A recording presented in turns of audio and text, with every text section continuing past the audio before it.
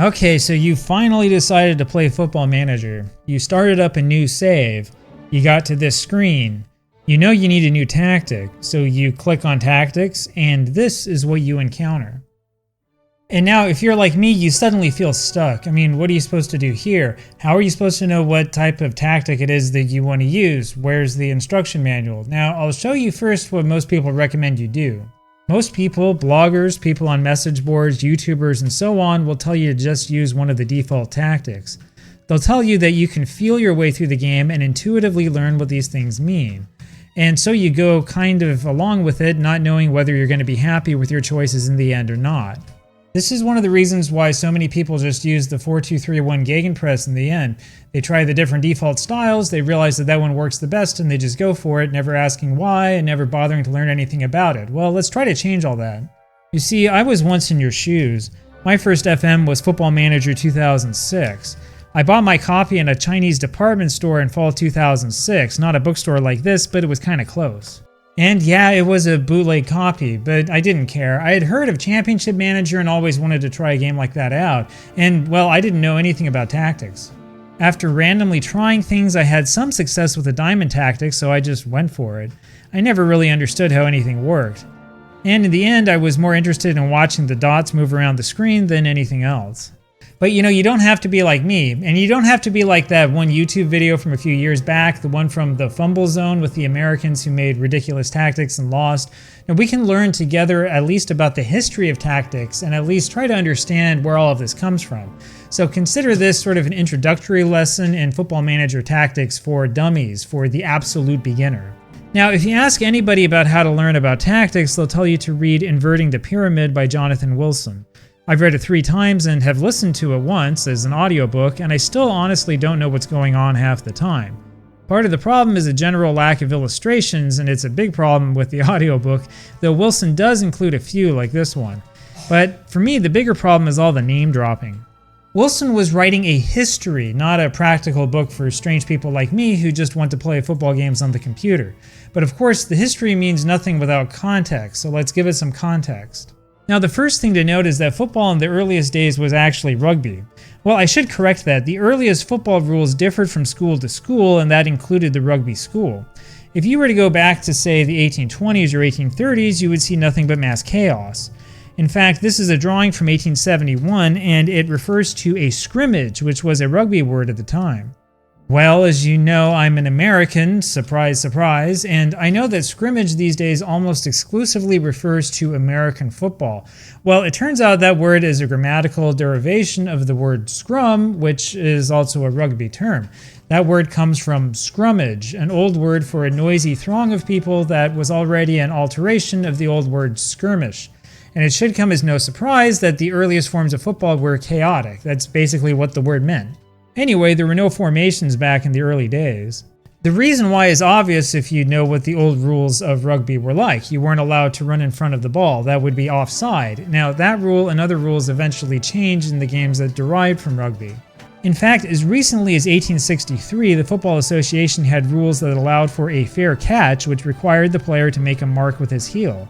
And yes, that's where the word mark in Australian rules football originally comes from. It's also where the American football free catch comes from. There was also a rule allowing for a touchdown or a try. This is a rule that mirrors both the rugby rules of the 1860s and Walter Camp's first codified American football rules of the early 1880s. In other words, there was no real need for tactics since everybody was behind the ball anyway. It was still rugby. But things did change gradually. When players were allowed to run in front of the ball, the game started to open up a little bit. And of course, they got rid of the rules allowing players to handle the ball and eventually required that a goal be kicked under the crossbar, not over it. Now, most of these changes came in the late 1860s. And sometime in the early 1870s, teams began to play with the idea of passing the ball. My understanding is that the old strategy behind football was to have the guy with the ball run as far as he could up the field. Again, this is a rugby strategy, and everyone's behind him. It took a while, but teams eventually began to create passing plans that required other players to be in certain areas, and that's where modern tactics really began. Now, passing really started to take off in 1886 when forward passing was made legal. Earlier, it was illegal. And that was actually kind of progressive. See, in American football, forward passes, throwing the ball through the air, was illegal until 1906. Again, that's because of the heavy influence of rugby. The association game was about 20 years ahead of the trend. The very first tactics in the 1870s were basically a bunch of guys at the top of the formation trying to stay behind the player advancing with the ball. It was more of that organized chaos. Eventually, teams started to create formations that involved at least a little bit of strategy, such as this 2-3-5 formation that was typical in the 1920s. Oh, and by the way, when we're talking about formations, you always count from the back. So 2-3-5 means 2 defenders, 3 guys in midfield, and 5 guys up on top. 4-4-2, a famous formation, means 4 at the back, 4 in the middle, and 2 on top. If there are 4 numbers like 4-2-3-1, you just have another layer to the wedding cake. That would be 4 at the back, 2 in midfield, 3 up front slightly behind the striker, and then 1 striker way up at the top. Or maybe the 2 are in defensive midfield, the 3 are a bit further back in offensive midfield. Now, to understand why that changed, you need to understand the offside law. This Wikipedia photo is kind of helpful, but it's a little more complicated than it needs to be. So you see, in 1925, the offside law changed. Before 1925, a player was offside if he received a pass without having 3 players, defensive players, between him and the goal, and that counts the goalkeeper, so this player was offside. After 1925, you only needed 2 defensive players between you and the goal. This player is offside because there's only 1 player there, the goalkeeper. Now, the crazy thing is that this rule change wound up encouraging more defensive play. It's the opposite of what you would expect, but it makes sense if you really think about it. You see, in the old days, you could have 2 defenders. One would stay back for cover, the other one would go up to meet the player with the ball, and since then there was only 2 guys back, anyone in front of the ball would be offside. The new rule meant that teams needed to have more than just 2 men back. That old strategy wouldn't work. And that's where the old WM formation came from.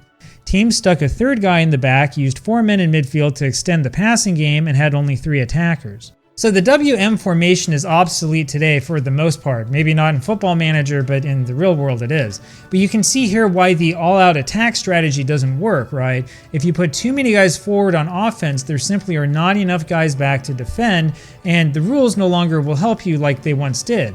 And the funny thing is that the change in the offside rule was actually supposed to increase offense. Now, the formation that defeated the WM was this one, an attacking 4-2-4 formation. My understanding is that they put 4 men in the back to deal with the way the WM would attack, and they stuck players further forward to deal with the lack of defenders in the WM formation. This was met with a catenaccio formation, which means door bolt in Italian. This was a defensive formation that centered on a sweeper who would clean up balls right in front of the goalkeeper. The whole idea was to soak up opposing attacks and respond quickly. In fact, Inter Milan developed a system where that sweeper would be used as a so-called libero, giving him a natural counter-attack role as well as a defensive duty. Okay, counter-attacking is a concept that we probably should explain for at least a second.